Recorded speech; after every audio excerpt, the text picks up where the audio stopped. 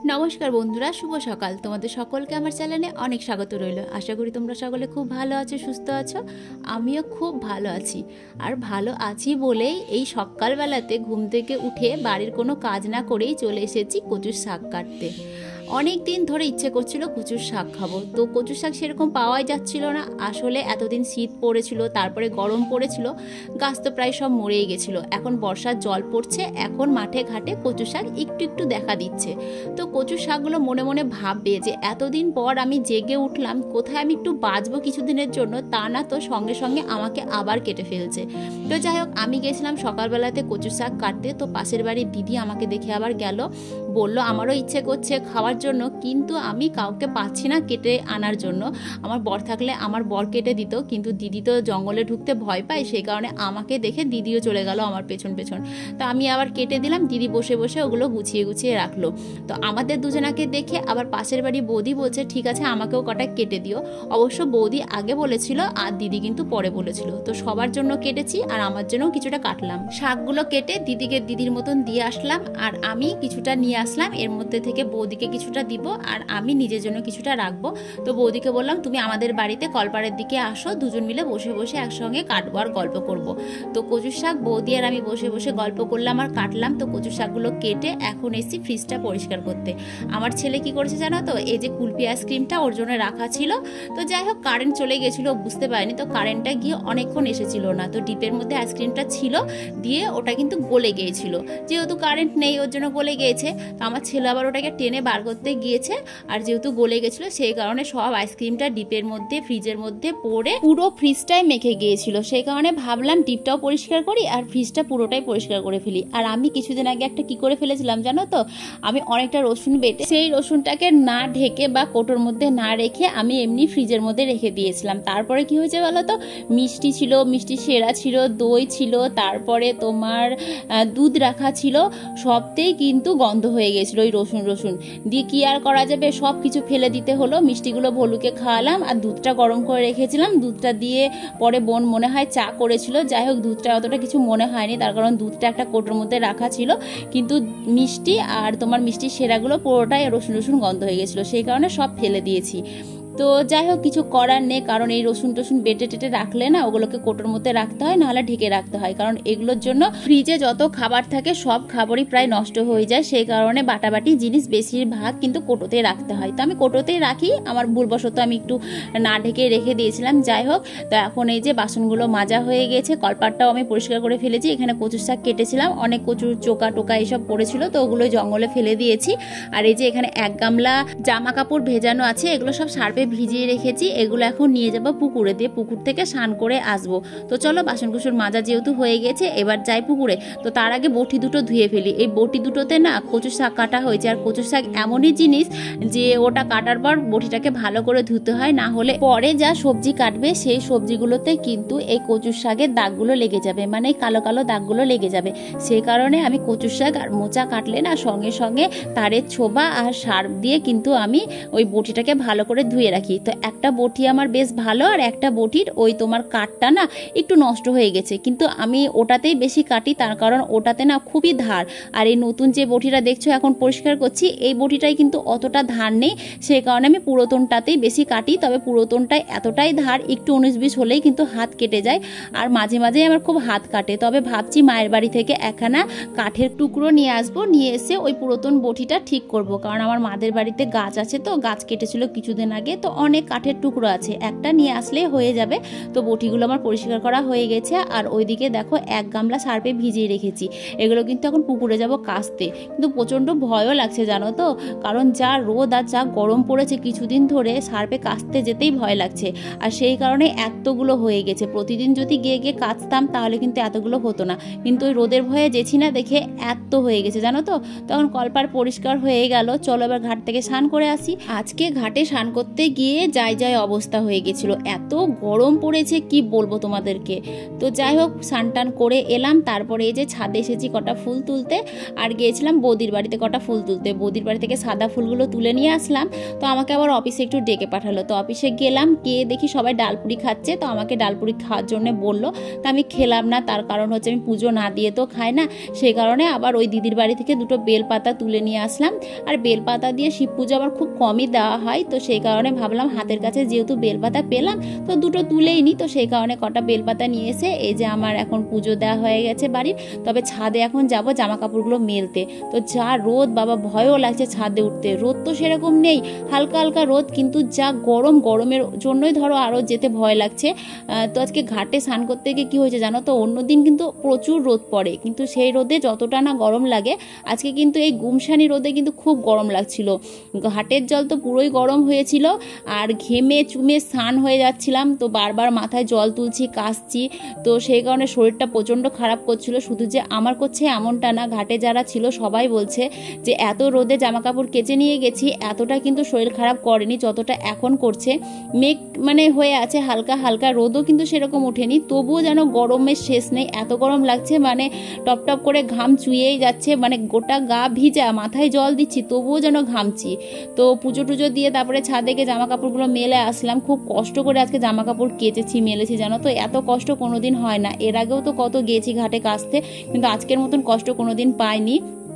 তো ওই যে ছেলে পিলে সব ডালপুরি নিয়ে এসেছিলো, তো আমাকে দিচ্ছিল খাওয়ার জন্য, আমি তো তখন খেলাম না, তো সেই কারণে বলেছিলাম বোনকে যে তুই বাড়িতে নিয়ে গিয়ে রেখে দেগা, আমি পুজো টুজো দিয়ে খাবো। তো 4টে ডালপুরি, 2 রকমের মিষ্টি আর তরকারি এনেছে আমার জন্য। তো এই 4টে ডালপুরি তো আমি খেতে পারবো না, খুব জোর হলে টেনে টুনে 3টে খাবো, আর একটা ডালপুরি আমি ওই যে আমার ভলুকে খাইয়ে দিব মিষ্টি দিয়ে। তখন খাওয়া দাওয়া করে যাব রান্না করতে। রান্না কি করব এখনো ঠিক করিনি, তো চলো বসে বসে খেয়ে নিই। খাওয়া দাওয়া করে দেখো রান্না বান্নাও করা হয়ে গেছে। তো কি রান্না বান্না করেছি চলো তোমাদেরকে দেখিয়ে দিই। এই যে পটল ভেজেছি, তো পটলগুলো দেখতে পাচ্ছ একদম আমার মতন রোগা পাতলা, তো ফেলে দিব, সেই কারণে পটলগুলো ভেজে নিলাম। আর এই পটলগুলো খেতে আমিও পছন্দ করি না, আমার ছেলেও পছন্দ করে না, বেশ নরম নরম কচি কচি পটলগুলো খেতে ভালো লাগে। তো পটলগুলো ভেজেছি, আর ওইদিকে পোস্ত করেছি ঝিঙে দিয়ে আলু দিয়ে। আর এখানে এই যে কচু শাকটা তোমার রসুন আর হচ্ছে কালো জিরে, কাঁচা লঙ্কা, তেজপাতা, কালো জিরে যেগুলো লাগে আর কি সেগুলো দিয়ে করেছি। আর এখানে করেছি পেঁয়াজ রসুন দিয়ে মুসুরির ডাল। আর এদিকে করেছি তোমার ভাতটা আজকে 2 জায়গায় ভাগ করে রেখেছি, কারণ এক জায়গায় ভাত রাখলে না ভাত নষ্ট হয়ে যায়, যেহেতু আমরা দুবেলার ভাত একবারেই করে নিই। তো যে দিদিকে কচুর শাক কেটে দিয়েছিলাম, দিদির বাড়িতে লেবু গাছ আছে, তো দিদি আবার দেখছি 2টো লেবু নিয়ে এসছে, তো 2টো এক জায়গায় রেখেছিলাম। তো যাই হোক একটা হচ্ছে কাটবো আর একটা রেখে দিব, কারণ একদিনে তো 2টো খাওয়া যাবে না। আর আমাদের এখানে কি জানো তো, মানে দেওয়া থোয়া জিনিসটা আছে, মানে আমার বাড়িতে কোনো কিছু হলে আমি পাশের বাড়িতে দিলাম, বা পাশের বাড়ি কারো বাড়িতে কিছু হলে পরে সে এসে আবার দিল, এরকমটা আছে। আগে বেশি ছিল, এখন ইদানিং একটু কম হয়ে গেছে, কারণ এখন মানুষ মানে সবার সঙ্গে থাকতে কম, একা থাকতে বেশি ভালোবাসে। তো যাই হোক সবাই তো আর এক না। তো লেবুটা কেটে নিলাম, লেবু দিয়ে এখন ডাল দিয়ে ভাত খাবো। আর এই লেবুগুলো খেতে বেশ সুন্দর, কারণ আমাদের বাড়িতে আগে এই লেবু গাছ ছিল, কিন্তু এখন আর নেই। তার কারণ আমাদের বাড়িটা না একটা পুকুর পাড়ে ছিল, তো বর্ষার টাইমে পুকুরের জল যখন ভরে যেত তখন আমাদের বাড়ির উঠোনে চলে যেত। আমাদের বাড়ি বলে না, অনেকের বাড়িতেই চলে যেত। তো সেই কারণে আমাদের বাড়িতে যত ফল ফুলের গাছ ছিল সব ওই বর্ষার জলে ডুবে ডুবে মারা গিয়েছে। অনেক রকমের ফলের গাছ ছিল জানো তো, আম গাছ, পেয়ারা গাছ, আতা গাছ, মানে কি বলবো এমন কোনো গাছ নেই যে আমাদের বাড়িতে ছিল না। তো যাই হোক আস্তে আস্তে সব গাছই মরে গেছে, এখন কিছুই নেই। আগে 3টে কুল গাছও ছিল, এখন কুল গাছও নেই। তো এখন কুলও আর খাওয়া হয় না বছরে, ওই যখন বাজার থেকে কিনে নিয়ে আসি তখন খাওয়া হয়, আগে কোনোদিন ওসব কিনে খাইনি। তো আমার ভোলুর আজকে সকাল থেকে দেখছি খাওয়াতে মন নেই, তো ভাবলাম হয়তো গ্যাস অম্বল হয়েছে, সেই কারণে ওকে একটু গ্যাস অম্বলের ওষুধ খাইয়ে দিলাম। আর এই ওষুধগুলো কিন্তু সবটাই আমার ছেলের ওষুধ, আর কুকুরের ওষুধ মানুষের ওষুধ এক, তো সেই কারণে ভোলু একটু গ্যাস অম্বল হলে কিন্তু আমার ছেলের ওষুধ ওকে খাইয়ে দিই, তো কমে যায়। তো যাই হোক সকাল থেকে কিছু খাচ্ছিল না দেখে ভাবলাম হয়তো গ্যাস অম্বল হয়েছে, সেই কারণে খাইয়ে দিলাম, আস্তে আস্তে ঠিক সুস্থ হয়ে যাবে। তো এখন চলো যাই গিয়ে ঘরের কাজকামগুলো সেরে নিই, খাওয়া দাওয়া তো সব হয়ে গেছে। তো দেখো কত জামা কাপড় কেচেছিলাম, তো জামা কাপড়গুলো এখন ছাদ থেকে নিয়ে এসে গুছাতে বসেছি। তো আমার গুছানোর জানো তো খুব জ্বালা, এক এক জায়গায় এক এক জিনিস থাকে, বিছানার চাদর থাকে এক জায়গায়, আমার জিনিস থাকে এক জায়গায়, ছেলের জিনিস থাকে এক জায়গায়, বোনের থাকে এক জায়গায়, বরের থাকে এক জায়গায়। তো সেই কারণে আমাকে সব কিছু এক জায়গায় নিয়ে বসে পাট পাট করে গুছিয়ে তারপরে যেখানকার জিনিস সেখানে গিয়ে রাখতে হয়। এক জায়গায় রাখলে সুবিধা হয় যে হ্যাঁ নিয়ে গেলাম, নিয়ে গিয়ে টুক করে এক জায়গায় গুছিয়ে রেখে দিলাম, কিন্তু তা না। এই যে আমার নাইটি, বিছানার চাদর এগুলো আমি এখানে গুছাবো, আর বাদ বাকি যেসব ছোট ছোট জামা প্যান্টগুলো আছে আমার ছেলের সেগুলো নিচে বসে বসে গুছিয়ে তারপরে ওর জায়গায় গিয়ে রেখে আসবো, আর বরেরগুলো বরের জায়গায় গিয়ে রেখে আসবো। তো বড়গুলো দাঁড়িয়ে দাঁড়িয়ে গুছিয়ে নিলাম, কারণ বসে গুছাতে বড়গুলো অসুবিধা হয়, আর ছোটোগুলো আবার দাঁড়িয়ে দাঁড়িয়ে গুছাতে অসুবিধা হয়, সেই কারণে আগে বড়গুলো গুছিয়ে নিলাম, পরে এখন বসে বসে ছোটোগুলো গুছাবো। মনে হয় শরীরটা একটু ভালো হয়েছে। তো শরীর টরীর খারাপ হলে আমার খুব মন খারাপ করে, যেমন আমার ছেলে শরীর খারাপ হলে মন খারাপ করে, তেমন ভুলু শরীর খারাপ হলেও আমার মন খারাপ করে। এর আগে যখন ওর শরীরটা খারাপ হয়েছিল তখন আমি ওই হসপিটালে দেখি ওষুধ টষুধ এনে খাইয়ে দাইয়ে দিয়েছিলাম, দিয়ে ভালো হয়েছিল। তো যাই হোক, ওর দোষে ওর শরীর খারাপ হয়েছে। মানে পরশুদিন রবিবার ছিল, রবিবারের দিন মাংস রান্না করেছিলাম, দিয়ে মাংসগুলো ফুরিয়ে গেছিলো, ঝোলটা ছিল। তো সোমবারের দিন তো আমি মাংস টাংস খাই না, সেই কারণে ঝোলটা আমি সকালবেলাতে ফেলে দিয়েছিলাম বাইরে। তো প্রতিদিন আমি ঝোলের গামলাতে জল ঢেলে দিই ও খাবে বলে। তো কালকে আমি ভুলে গেছি ঝোলের গামলার মধ্যে জল ফেলে দিতে, দিয়ে ও করেছি কি আমি ঘরের মধ্যে এসেছি আর ও গিয়ে এতটা মতন মশলা ছিল সব মশলাও চেটে পেটে খেয়ে নিয়েছে। আর এই গরমের মধ্যে এত মশলা খেয়েছে, তাহলে ভাবো কি অবস্থা হবে ওর। এমনিতেই কুকুরকে বেশি রিচ খাবার খেতে দিতে হয় না, তারপরে আবার ও খেয়ে নিয়েছে এতটা মতন মশলা। দিয়ে আমি তখনই বুঝতে পারলাম যে ও যেহেতু মশলা খেয়েছে ওর অবস্থা খারাপ হবে। তো মনের কথা মনেই থাকলো, সত্যি সত্যি শরীর খারাপ হয়ে গেছে। তুই রিলস করিস যখন তখন মানে এই জিনিসটা করবি না।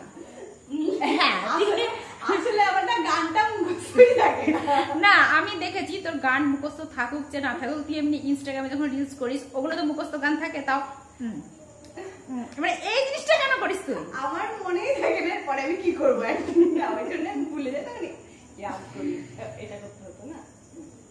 আচ্ছা, তো এখন রাত্রির 7:30 বাজছে আর আমরা এখন একটু বিউটি পার্লার যাচ্ছি, কারণ কালকে ষষ্ঠী আছে। এমনিতে ষষ্ঠীর বাজার সব হয়ে গেছে, একটা শাড়ি নিয়েছি, একটা কুর্তি সেট নিয়েছি। তো কুর্তি সেট কালকে পরবো না, শাড়িটা কালকে পরবো, কুর্তি সেটটা রেখে দিব, ওটা যদি ঘুরতে যায় তাহলে পরবো, আর মামার বাড়ি গেলে পরবো। হ্যাঁ, একটা নাইটিও নিয়েছি, মানে 3টে জিনিস হয়েছে, শাড়ি কুর্তি নাইটি 3টে হয়েছে। তো আজকে যাচ্ছি এই যে ব্রুটা প্লাগ করতে। তো অনেকদিন হলো আইব্রো করা হয়নি। তো এই যে আমি রেডি হয়ে গেছি, ওদিকে আমাদের এই যে ম্যাডামও রেডি হয়ে গেছে। আজকে চাটা কিছু খাইনি, কারণ এত গরম পড়েছে, গরমে গরম চা আর খেলাম না। বৌদিদের বাড়িতে গিয়েছিলাম, বৌদি অনেকবার বললো চা খাওয়ার কথা, আমি বললাম চা খাবো না, বললো ভাত খা, তাও বললাম এই গরমে কিছু খাবো না, মানে গরমে কিছু খেতেই ইচ্ছে করছে না। তো 1 গ্লাস ঠান্ডা জল খাবো, খেয়ে এখন যাব বিউটি পার্লারে। তো চলো টাটা, পার্লার থেকে ঘুরে আসি, এসে আবার বাড়িতে রান্না বান্না আছে রাতের বেলায়। আর আমার ভুলবাবু ওই যে ওখানে ঘুম পাচ্ছে, ছেলের শরীর খারাপ, ছেলের জন্য আসার সময় একটু জ্বরের ওষুধ নিয়ে আসবো, কারণ গ্যাস অম্বলের ওষুধ খাওয়ানো হয়েছে, একটু জ্বরের ওষুধ খালে আশা করি শরীরটা ভালো হয়ে যাবে, প্যারাসিটামল নিয়ে আসবো। চলো টাটা এখনকার মতন। অন্যটা নিবো, আমি মুখটা মুছবো, মুখটা আমার তেল তেল করছে। বস,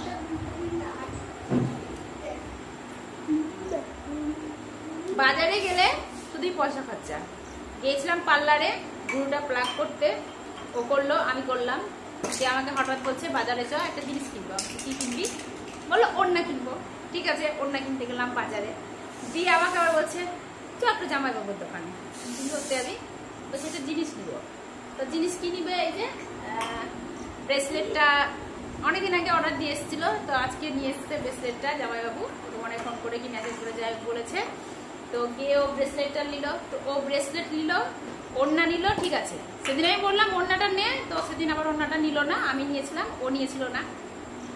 তো আমার একটা জিনিস ছিল না বলতে ছিল, অনেকদিন আগে জিনিসটা ভেঙে গেছিল। তা আমি আমার জায়গাকে জিজ্ঞাসা করলাম যে আছে? বাবাই বাবা ওটা গাড়ির গাড়ির গাড়ির গাড়ির গাড়ির রেখে দাও।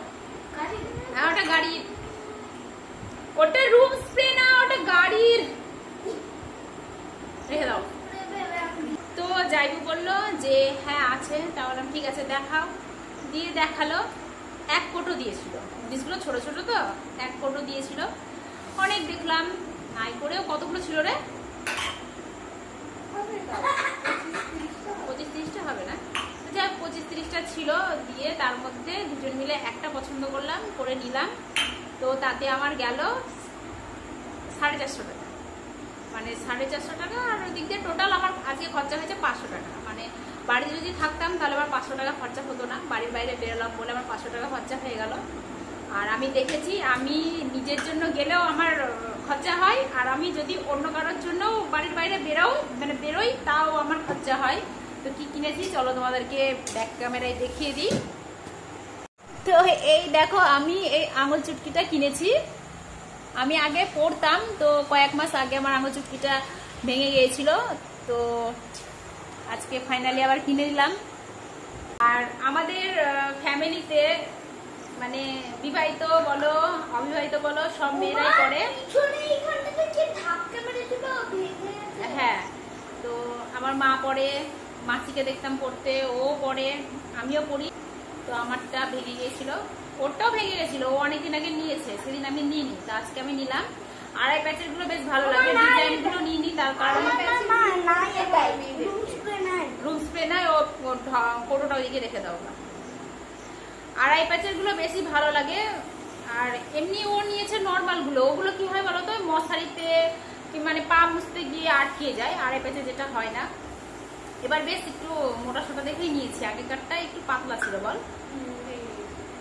ভেঙে গেছিল। আগের বারটা 4 বছর ধরে পড়েছি, 4 বছর ছেচে পড়েছি, তারপরে একটা ভেঙে গেছিল আর একটা ঠিক ছিল, দুটোই খুলে ফেলেছি। ওরটা হচ্ছে তোরটা কেমন রে? ওরটাই যে নর্মাল ফুল, এই ফুলগুলো না এইগুলোতে আটকে যায়, মশারিতে আটকে যায়। তো আমার তো খুলেও যায়, মশারিতে আটকে যায়, কারণে নিই।